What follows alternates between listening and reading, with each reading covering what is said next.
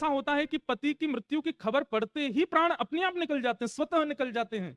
अब ये बात तो उनने सहज भाव से कही, लेकिन पद्मावती की इन बातों से रानी को लगा कि ये मेरी भाभी का उपहास कर रहे हैं। एक तो उन्होंने सतीत्व को ग्रहण किया, ऊपर से ये कह रही है कि उससे भी बड़ा सतीत्व कुछ होता है। पद्मावती की बातों को सुनकर के रानी बोली, आप भी पतिव्रता नारी है ना?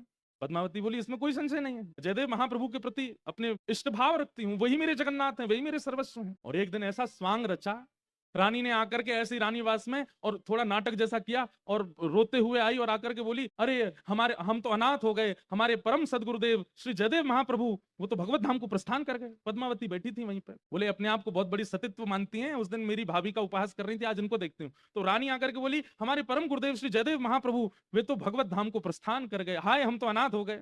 रानी रोने लगी, पद्मावती जी बैठी थी वहीं पर। पद्मावती जी ने नेत्र बंद किए तो नेत्र बंद करके पता चला कि वो तो राजा के साथ 3 दिन के प्रवास पर गए। तो तुरंत सामने जल का पात्र रखा था, जल भर के रानी को देने लगी पद्मावती, बोले कि पी लीजिए, हमारे पतिदेव सुरक्षित हैं, वो राजा के साथ गए हैं 3 दिन के प्रवास पे पास के गांव, हमने अभी अभी नेत्रों से ध्यान लगा करके देख लिया है।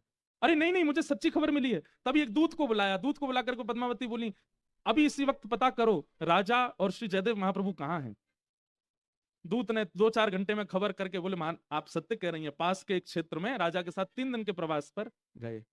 अब ये बात सुनकर के तो रानीवास में तो सब लोग नतमस्तक हो गए, बोले हमने आज तक सतियों की चर्चा सुनी, लेकिन साक्षात सती तो पहली बार देखी, जो यहाँ बैठे बैठे ये पता कर लेती कि मेरे पति कहाँ है। अब इससे रानी को और ईर्ष्या हो गई, बोले कि ये तो और ज्यादा इनकी श्रेष्ठता हो गई, अब तो उन्हीं के पास भीड़ लगी रहती है। एक दिन रानी हट करने लगी राजा से और राजा को कहती है कि आप उत्तर भारत की यात्रा पर जाओ। बोले जाएं क्यों, कोई जरूरत ही नहीं है, फिर क्यों जाएं? बोले नहीं, आप लेके जाओ और इनको लेकर के जाओ, जयदेव महाप्रभु को लेके जाओ, मुझे इनकी पत्नी की परीक्षा लेनी है। अपने पति को बता दिया।